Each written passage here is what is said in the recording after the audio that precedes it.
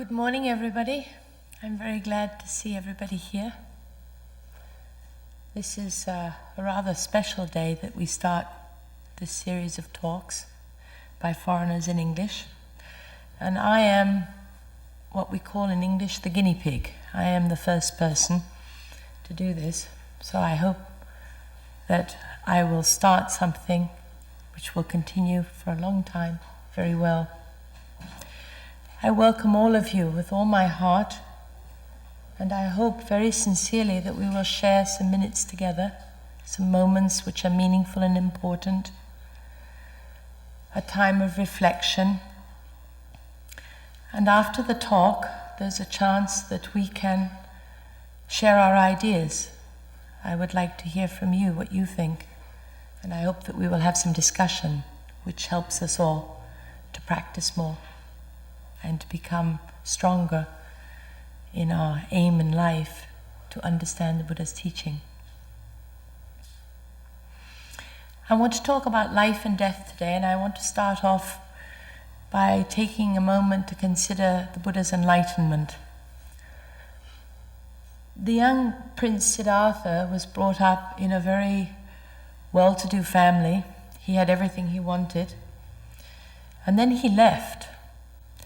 And it must have been an extraordinary thing to move from a very comfortable existence to living on scraps of food, dressing with rags, sleeping anywhere.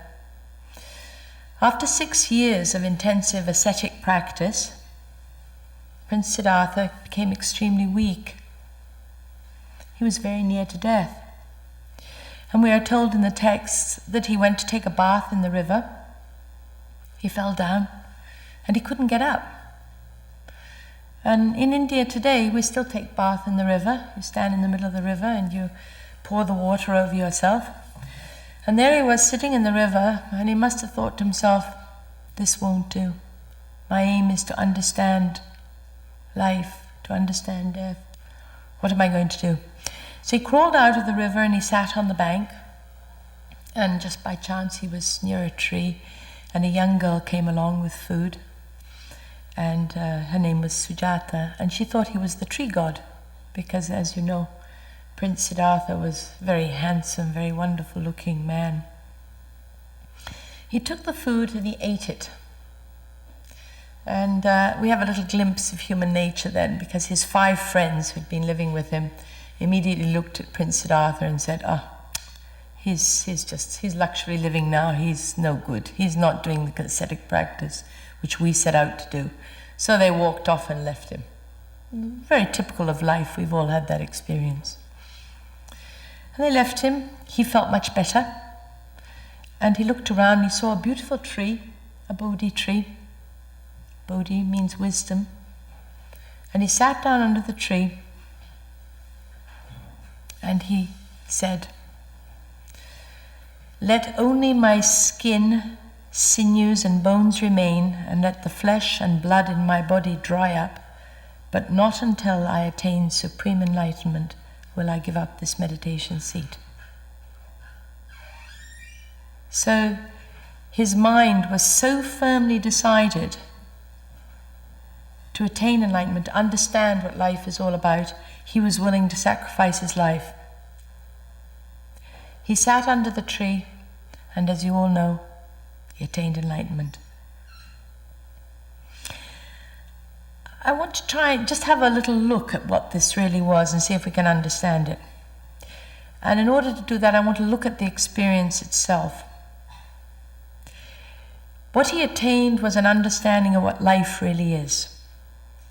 And we are told, in order to reach that stage, he passed through 3 stages. In the traditional system in India, the day and the night are divided into periods, and the night has what we call 3 watches. And the first watch was from 6 to 10 o'clock.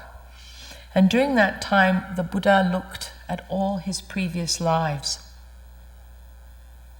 And he said, with my mind composed, thus purified, cleansed, flawless, free from defilements, supple, ready to act, firm and imperturbable, I directed and applied my mind to the knowledge and recollection of my former lives. I remembered one life, 5 lives, 1,000 lives. I remembered where I was born, how I lived, how I died. In the second watch of the night, from 10 o'clock until 2 a.m., he saw the lives of other beings. He saw thousands and thousands of people being born and reborn, living good lives, being reborn in a certain state, living bad lives, being reborn in a certain state. He saw how, according to their deeds, they lived and died, how they were reborn according to the results of those deeds. And he said, with my mind composed, thus purified, cleansed, flawless, free from defilements, supple, ready to act, firm and imperturbable, I directed and applied my mind to the knowledge of the arising and passing away of beings. In the third watch of the night, he directed his mind more towards understanding what he was actually at. So this is just the beginning, the gentle light of the beginning of dawn from 2 to 6 a.m.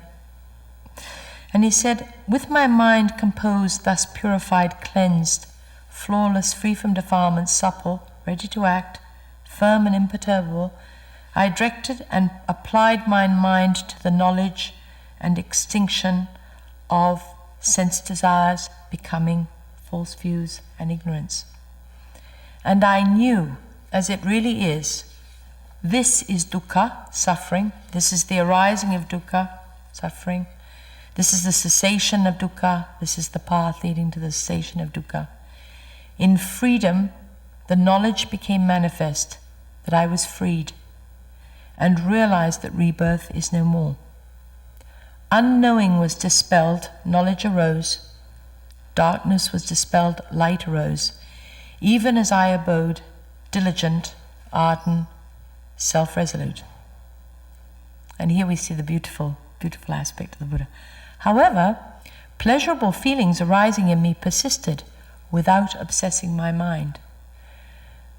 The important point there was that he was happy. Our practice is a happy affair. It is not something miserable. He was still in a state of joy. After that, he had attained enlightenment, and he said this very famous phrase, through many a birth in samsara have I wandered in vain, seeking the builder of this house, my life, my body. Repeated birth is indeed suffering. O house builder, you are seen, you will not build this house again, for your rafters are broken and your ridgepole shattered.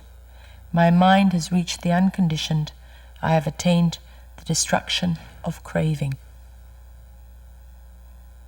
Did you ever think of yourself as a house before? The simile, this is the simile used by the Buddha. He compares us to a house. It means that the different parts of the house, us, are put together to make us. That great, important, wonderful being that we think we are. We're all quite proud of ourselves. We all feel pretty good. And deep down inside of us, we think everything is okay with us. It is important, I find very important for me, always to return to the original teachings. And what the Buddha is talking about here is what are called the 5 aggregates, the 5 different things which make up us, which create us. In this way, the Buddha paints, he shows us reality. The aim of his teaching is for us to understand reality. What we understand is illusion, actuality, something that we are taught, something that we like, something that we want. We do not actually see things as they really are. The Buddha sat very early in his life and analyzed this house. He wanted to know, he was brought up in India, in a country where they taught different religions, now we call Hinduism, whether really there was something in us which lasts. In India it's called an Atman, in Christianity, a soul. He looked into himself very, very carefully in order to see if this thing actually existed. And he discovered that basically we consist of 5 things. There's the body, which consists of the 4 elements: solidity, fluidity, heat, and motion. There's sensation, everything that we feel that's pleasant, unpleasant, and neutral, as a result of our 6 sense organs: our eye, nose, mouth, hearing, touch, and in Buddhism, the mind. Perceptions, the third is perceptions, which are produced by the 6 sense organs when they contact the world, the external world. Mental formations is the 4th. This is a rather difficult concept, mental formations, and it includes the whole idea of karma. And lastly, consciousness. Consciousness in Buddhism has a particular meaning. It's the awareness which accompanies the 6 sense organs.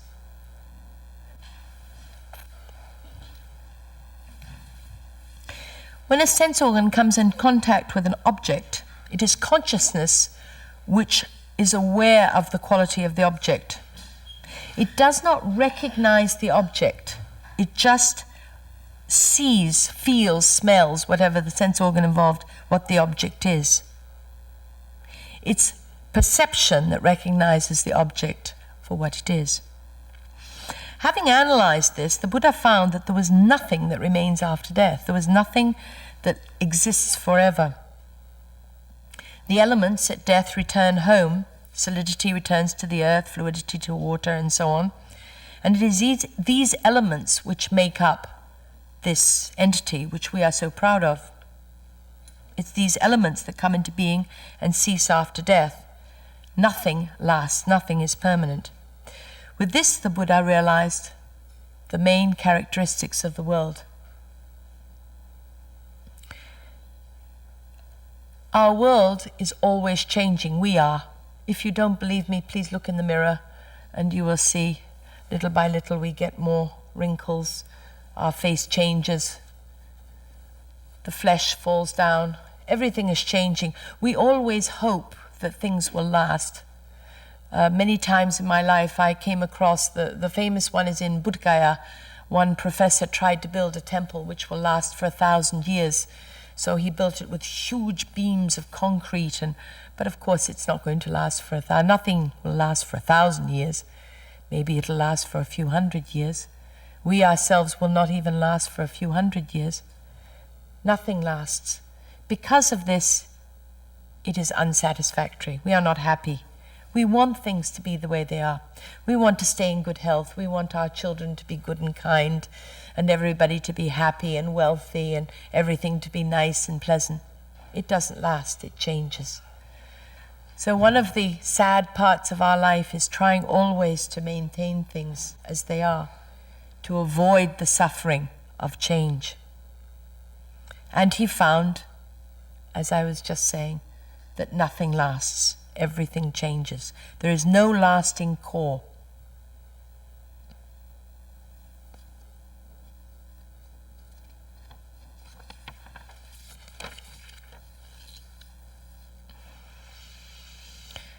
So the Buddha explained, he exclaimed, "I have found the deathless." Probably, I looked up in many texts what this means. And actually I couldn't find very much about it, but usually it's compared to nirvana, the aim, the final aim of Buddhism. But I like to think of it as the freedom from habits. In the third watch of the night, the Buddha experienced some of the basic Buddhist teachings, but he also experienced a state where he no more relied on his past habits. He began to separate himself from all the habitual behavior patterns that he had. He began to see things afresh. We are actually nothing but, I used to say a record, but now of course things have changed. We are nothing but a computer disk. What's been put in comes out. and what hasn't been put in doesn't come out. So when you find yourself stuck, it's because you haven't had that previous experience, information, or whatever it is. We are very, very rarely able to really live anew, live afresh. Last night we were talking about living in the present moment. Living in the present moment is really, from what I've understood of what the Buddha said, really being aware, really fresh, not judging things from past experience, not comparing things, not bringing up all the old ideas, but seeing things really anew. The Buddha found the deathless. Now, I thought about this. I decided it was freedom from habits. I decided it wasn't no death. Our modern world is very keen on trying to find means for us not to die, and these days in the newspaper, apparently they have found ways for people to live forever, which to me is a rather horrible idea. Imagine if we would stay like this forever and ever with no finiteness to our life. So I don't think it has anything to do with not dying. I think it has to do with the possibility of us not continuing in our habit patterns. The Buddha always goes back to the original ideas. A short time after saying this, he's sitting there, after realizing this, after sitting there with the freshness of understanding, of seeing reality, of knowing the world as it really is. He's sitting there, and he must have been a really wonderful man, because immediately he thought, who can I share this with?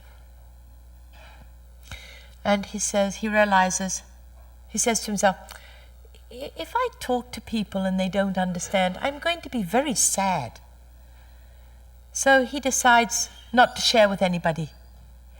And then someone came along and said, yes, but there are people who really can understand what you are teaching, what you are saying. And for those people, you should share your ideas. So he goes off and he searches, looks up for, first of all, his first original teachers, they're dead. And then he looks for his 5 companions who had left him. He traveled over 200 kilometers to find his 5 friends. He finds them, and therein he teaches, turns the wheel of the Dharma. You've seen the wheel. We have always in Buddhism this image of the wheel. He turns the wheel of the Dharma and teaches the 4 Noble Truths, which he had seen in the 3rd watch of the night. Suffering, the origin of suffering, the end of suffering, and the path leading to suffering. If any of you have any doubts about the importance of these 4 Noble Truths, I'd like to tell you a story, an experience I had. I was first in Theravada Buddhism, and then I came to Korea in Mahayana Buddhism. And I felt at one time I was a little bit short on information and understanding of Tibetan Buddhism. So I'd met many years before a young Rinpoche, and I decided to work with him for a bit. So I took him to Singapore. I have very good friends in Singapore. I introduced him, and they invited him to give a Dharma talk. And I thought, oh, this is wonderful. I'm going to learn something about Tibetan Buddhism. This young Rinpoche was a very, very highly qualified, very, very well-educated young man, very much respected in the Tibetan community as somebody who had really understood the Buddha's teaching well. So I was very excited about this, and we sat in a hall with quite a lot of people, and we all waited for him to begin, and he opened his mouth and he said, today I'm going to talk to you about the 4 Noble Truths. So I thought, oh, really, in Buddhism, our philosophy is always the same. Always this 4 basic ideas of understanding life.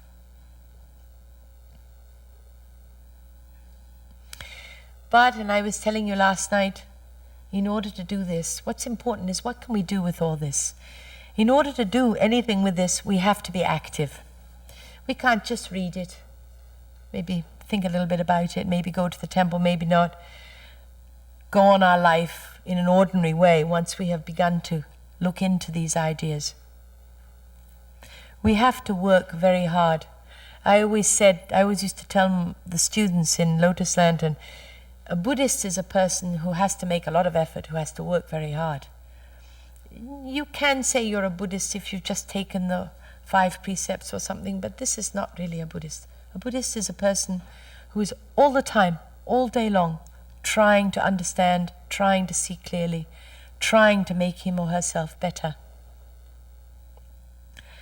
And looking deeply into the Buddha's teaching, thinking carefully about something, for example, like the Four Noble Truths, so that you make them your own, not just the teaching outside of yourself, is one of the most important activities to do. After that, we have to work on ourselves. And we are all, human beings are human beings. When somebody's nice to us, we are happy. When somebody's nasty to us, we are miserable. Immediately, all the Buddha's teaching goes out the window. Oh, somebody was very rude to me. Poor me, I've been badly treated. Immediately, we've forgotten everything the Buddha taught. And we feel sad, and we feel hurt. We feel badly treated. We don't understand why this happened to us. Then somebody comes along and says, oh, you're so beautiful, your hair looks so wonderful, your dress is lovely, you speak so nicely. Immediately our heart warms and we feel great. The Buddha's teaching goes out the window. We've forgotten the Four Noble Truths completely because we feel so great. One of the teachings that I like very much in Mahayana Buddhism in particular, it's in Theravada also, but in Mahayana, is what we call the 8 winds. And you all experience these 8 winds all day, every day. We all do, I do, every day. The first 2 winds are gain and loss. When I get something, I'm happy. When I lose something, I'm sad. The second 2 are fame and defame. I'm sitting up here now. Oh, I've become a great person. When I get down and I no longer sit up here, I will feel very sad. Oh, I am nobody. Before I was somebody great, now I am nobody. The third pair are praise and blame. Sneem, you gave a wonderful talk. Oh, I feel so good. Then somebody comes up to me and says, see, really, I couldn't understand what you were talking about. Oh, I'm so sad. We are such delicate beings. There's a great, the fourth pair is happiness and pain. When I'm happy, everything is great. When I'm in pain, oh, I want it to go away. The Buddha's teaching each time goes out the window. I forget what the Buddha taught me. There was a great monk in Thailand called Ajahn Chah, a very simple man who taught very simple stories. And he used to compare our mind to a leaf on a branch. The leaf is just there. And then the wind comes along and the leaf begins to move. Our mind is actually quite peaceful, quite simple. And then somebody comes along and says, oh, Sanim, you are wonderful, you are great, we love you. And this leaf begins to move. I forget the peace, I forget the calm, I feel wonderful and happy. Somebody comes along and criticizes me. The leaf begins to move. I forget the Buddha's teaching. My mind is no more peaceful and happy.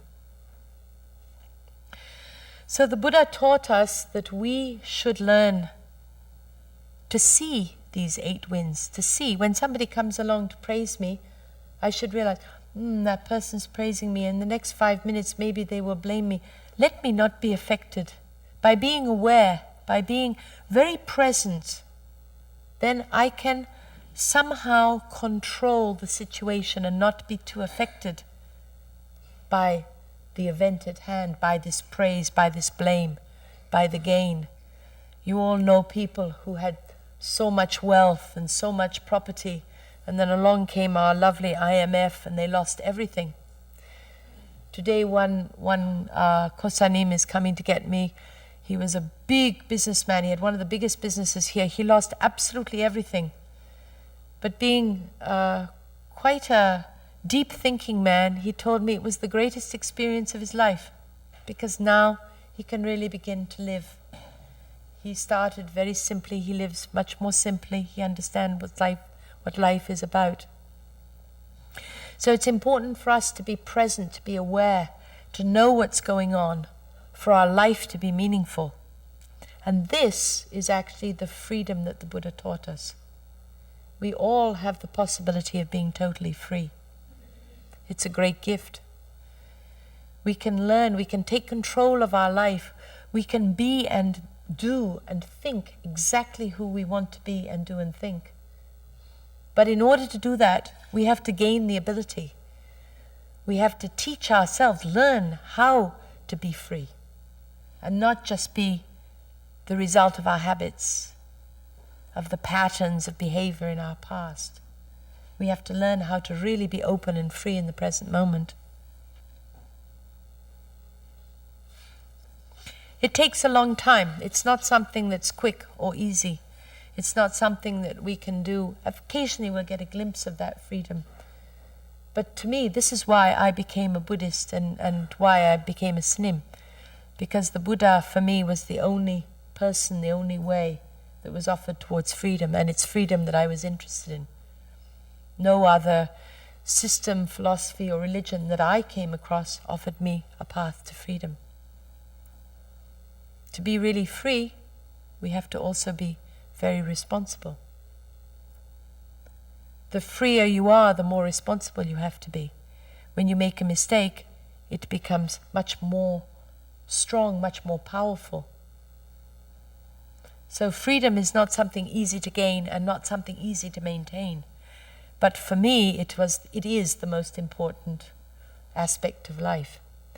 If I can die realizing that I have done as much as I could to be free, then my life for me will have been worthwhile. And this is what the Buddha offers each one of us, true freedom.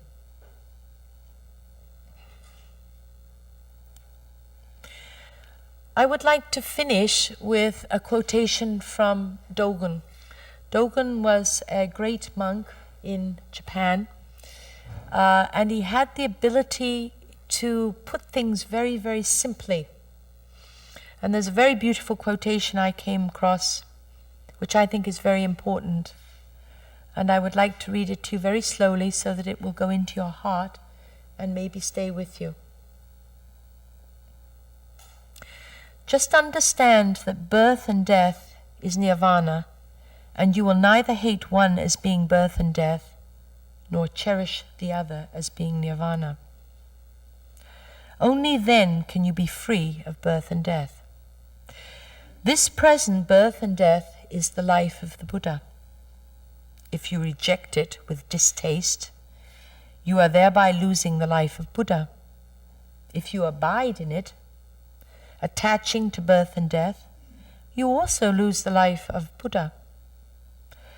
But do not try to gorge it with your mind or speak it with words. When you simply release and forget both your body and your mind and throw yourself into the house of Buddha, then with no strength needed and no thought expended, freed from birth and death, you become Buddha. Then there can be no obstacle in any person's mind. There's an extremely easy way to become Buddha: refraining from all evil, not clinging to birth and death,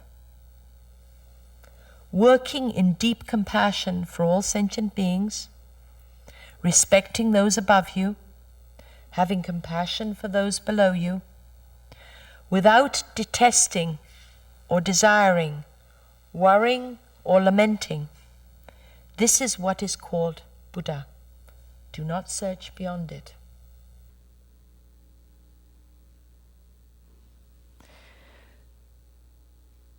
One more time, because I think it's very important. There is an extremely easy way to become Buddha: refraining from all evil, not clinging to birth and death, working in deep compassion for all sentient beings, respecting those over you, and having compassion for those below you, without detesting or desiring, worrying or lamenting. This is what is called Buddha. Do not search beyond it. Without detesting or desiring, I accept things as they are. I don't want things different. I don't worry. I don't, and this is hard, complain. I just accept things as they are. This is Buddha. And there is no need to search beyond it. Very, very simple. The Buddha's teaching is very, very simple. So I hope that some of these ideas will help you in life and death. Now we are living. We are all on the road to death.